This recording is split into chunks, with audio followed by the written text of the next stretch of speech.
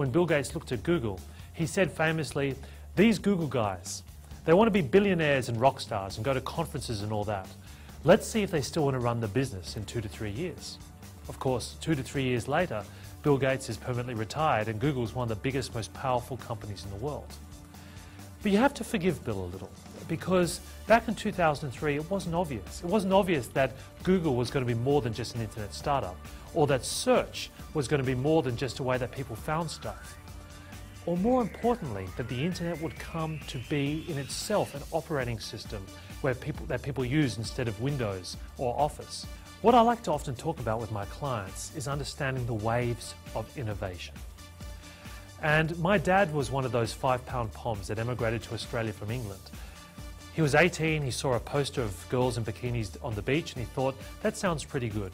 The truth was the British government were trying to get all the poor people out of the country, so they actually offered to give them money and a free ticket to go to Australia. Now, being a good Englishman, the first thing he did when he arrived in Australia was try to learn how to surf. Now, he tried to teach me. It didn't go down too well, but I do remember one thing he explained, and that is if you're trying to catch a wave, there's no point just looking at the first one. You've got to look at a set. There's always sets of waves coming in. The same thing applies to innovation. The first wave in innovation is what I like to think of as technology. That's when you've got a couple of geeks in a garage inventing the next big thing.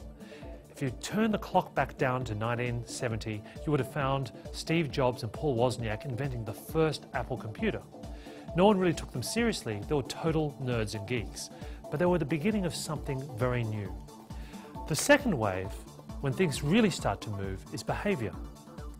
That's when a critical mass of consumers start using that technology. Often, might I add, in ways that the original creators of that technology never expected. So when people got a hold of Twitter, for example, they started doing things with it that the Twitter founders never expected. In fact, a lot of things that we use today, like the @ symbol when you're talking to somebody, or the hashtag when you're having an event, were not things that the Twitter creators intended. They were stuff that users just started to do to change the nature of the website. At the behaviour wave, it's not clear yet how to make money. So people will often say in the press, it's an amazing website, but where's the business model?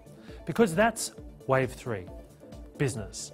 That's when someone's taken the technology, taken the critical mass of consumer behaviour, and added a business model to it. That was the moment when Google stopped being a search engine and started being a media company, because they discovered the AdWords business model. It may be the moment when Twitter finally figures out how to make money out of their service. But importantly for all of us, that is the moment where things are already too late. Because if someone's figured out how to make money out of something, the chances are you haven't. And that somebody is busy creating a new monopoly and gaining scale in an entirely new industry.